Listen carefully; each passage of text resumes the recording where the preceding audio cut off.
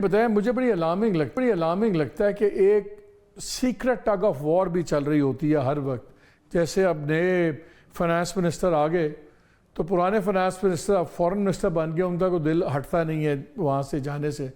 وہ اب privatisation committee کے چیئرمین بن گئے. انہی پہ بات کی تھی ڈاکٹر اپنا محمد زبیر صاحب نے کہ جنہوں نے پرائیویٹائزیشن رکوا دی تھی سب کچھ. اب اگر منسٹر آف فائنانس کے عہدے کے لیے اوورٹ اینڈ کوورٹ موومنٹ چل رہی ہے, جنگ چل رہی ہے, اور انہی کو پرائیویٹائزیشن کمیٹی کا ہیڈ لگایا گیا جو پرائیویٹائزیشن خود رکواتے گئے ہیں, تو یہ مجھے بتائیے اگر پرائیویٹائزیشن اس وقت نہیں ہوتی یا سلو ہوتی ہے, اس کا کتنا امپیکٹ ہوگا گورنمنٹ پلانس پہ؟ بیکاز ہمیں تو ایسا تاثر دیا جا رہا ہے کہ جیسے privatization is one of the biggest solutions to everything. بات ہے کہ اگر آپ پی آئی کا اگزامپل لے لیں تو سالانہ اگر کھینچ کھانچ کے آپ کیلکولیٹ کریں کیئرفلی تو 50 سے 60 ارب کا کلیئر لاس ہے, آپریٹنگ لاس. اس کے اوپر جو ان کے پینڈنگ لونز جس کو فیڈرل گورنمنٹ نے گارنٹی کیا ہوا ہے ان پر سود جو ہے وہ اس سے بھی زیادہ ہو چکا ہے. نتیجہ یہ ہے کہ آپ ایک ہی ادارے کی بات کریں, اور یہ سب سے لاس میکنگ ادارہ نہیں ہے. آپ کو حیرت ہوگی کہ پاکستان میں سب سے بڑا لاس میکنگ ادارہ, حیرت ہوگی آپ کو, نیشنل ہائی وے اتھارٹی 168 بلین روپیز سالانہ. یعنی راستوں پر ہم کتنا لاس کر رہے ہیں. پھر دوسری طرف آپ اس پہ آ جائیے, ڈسٹریبیوشن کمپنیز جو ہیں ان سب کو ملا لیں آپ 9-10 کمپنیوں کو, ڈسکوز کو, تو وہ 500-600 ارب تو وہاں بھی آ جاتا ہے. دیکھیے سارے ایس او ایز کو ملا لیجئے, اسٹیٹ اونڈ انٹرپرائزز جس میں ہمیں ان کے لون آنر کرنے پڑتے ہیں, ان کو سبسڈی دینا پڑتا ہے وغیرہ وغیرہ, سالانہ تقریباً بوجھ جو پڑ رہا ہے بجٹ پر 1500 ارب. اور آپ یہ دوسری طرف دیکھیے کہ آپ کا ڈیفنس کا ایکسپینڈیچر اگر آپ اس کو ملا لیں اس میں پینشنز بھی, تو وہ اب 2500 ارب کے لگ بھگ ہے. اور پھر آپ کے ڈیٹ سروسنگ جو ہے اللہ کے فضل سے 8000 ارب اور تقریباً 9000 ارب تک پہنچ سکتا ہے. یہ ہے آپ کے 3 بڑے خرچے. سر یہ ڈویبل ہے, اس کو ایکویشن کو ریزالو کرنا ڈویبل ہے؟ یہ امپاسبل نمبرز ہیں جب ہم دیکھتے ہیں, اور اوورال ہم گروتھ دیکھتے ہیں 1.8, اس سال بھی 1.8 ہوئی ہے. انہوں نے آفیشلی رکھا ہوا تھا اکانومی کی گروتھ 3.5%. فگرز یہ سنا دیتے ہیں. ایف بی آر کا جو ٹارگٹ ہے اس کے مطابق تقریباً 33 بلین روزانہ کرنا ہے, لیکن لون دیکھیں تو 48 ارب روپے روزانہ کے حساب سے لون لیے ہیں گورنمنٹس نے. تو اگر پورا ٹارگٹ میٹ بھی کر لے تو وی آر اسٹل شارٹ. تو یہ مجھے بتائیے پھر یہ ہوگا کیا, ریزالو کیسے؟ سیریسلی I'm جس کو کہتے ہیں نا I'm mentally numb right now. What is going to happen? یہ وقت آتا ہے تاریخ میں ایک ملک کے, ہندوستان کے ساتھ یہ ہوا تھا 1991 میں. انہوں نے بہت بڑی تبدیلی لائی اور ان کے ساتھ ایک بڑا فائدہ یہ ہوا کہ اس کے بعد اسٹیبلٹی پولیٹیکلی رہی اور وہ اس حد تک آگے بڑھے ہیں اگلے اس کے بعد 30 سال میں کہ اب وہ بہت آگے جا چکے ہیں.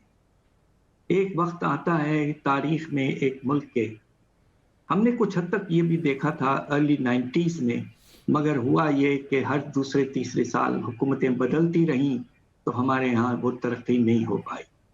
اب وقت آ گیا ہے, we have to decide on a major big structural reforms. Tax کے نظام کو پھیلائیں, فیڈرل گورنمنٹ کے خرچے بہت حد تک کم کر سکتے ہیں کریں, اور ایکسپورٹس کو سٹیمولیٹ کریں, ایکسپورٹس کو انسینٹیوز. مجھے بتائیں ٹیکس میں سب سے بڑے ایگریکلچر بھی میرے خیال میں ٹیکس ہو جائے گا, سب سے بڑے ریٹیلرز ہیں. میں کیش ان سرکولیشن میں دیکھ رہا تھا کہ کمال ان کے فگرز ہیں کہ نیشنل جی ڈی پی کا 20.7% یہ حصہ ہے ریٹیل سیکٹر, لیکن جو ان کے بینکوں میں ڈپازٹ پینیٹریشن ہے وہ صرف 5.8% ہے. 20% جی ڈی پی کا حصہ, بینکنگ ڈپازٹ میں 5%, یعنی کہ ان کا 90% پیسہ تو کیش میں سرکولیٹ کر رہا ہے. ان پہ جب ٹیکس لگتا ہے ہڑتالیں لگ جاتی ہیں, مارکیٹس بند ہو جاتی ہیں, اور جو بھی حکومت ہو سر اس کو پسینہ آ جاتا ہے. تو ڈاکٹر صاحب اب کیا ہے, ریٹیل پہ ٹیکس کریں, اور اگر ہڑتالیں ہوتی ہیں تو پھر ہونے دیں, 5 دن 10 دن 15 دن, کیا ہے, how do you tax them? بہت سال پہلے کو ٹیکس کرنے کا ایک نظام بنا کے دیا تھا اور ہم نے امپلیمنٹ بھی کیا تھا کچھ.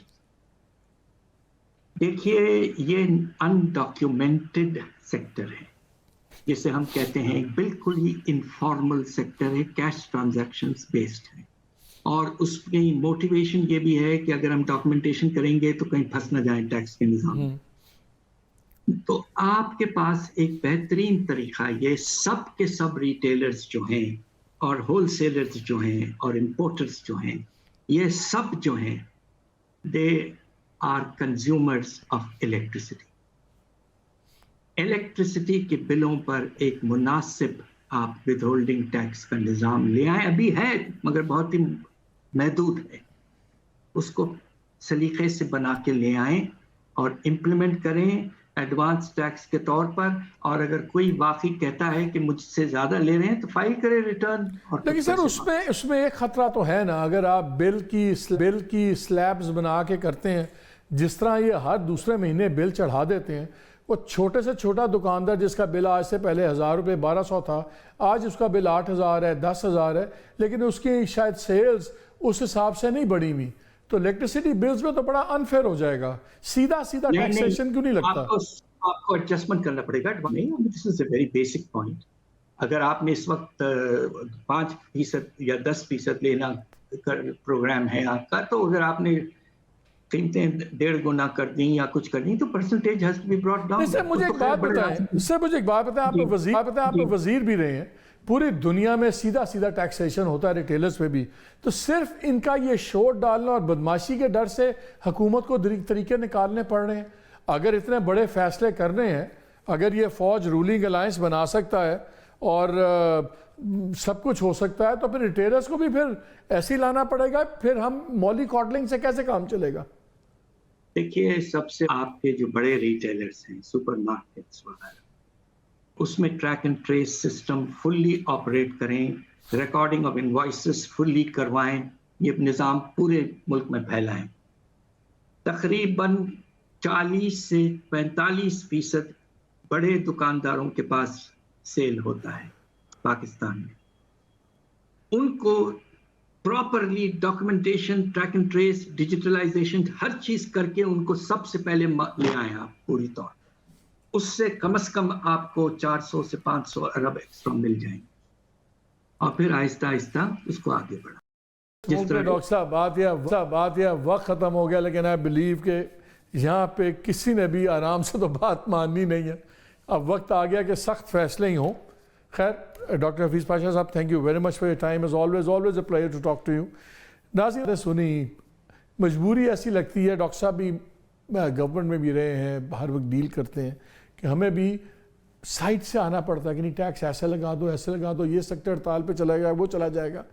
بات یہ ہے کہ اب گورنمنٹ کو سخت فیصلے کرنے پڑیں گے, اور جہاں جو ایک حقیقت یہ ہے کہ فوج کا ایک رول ہے تمام چیزوں پہ.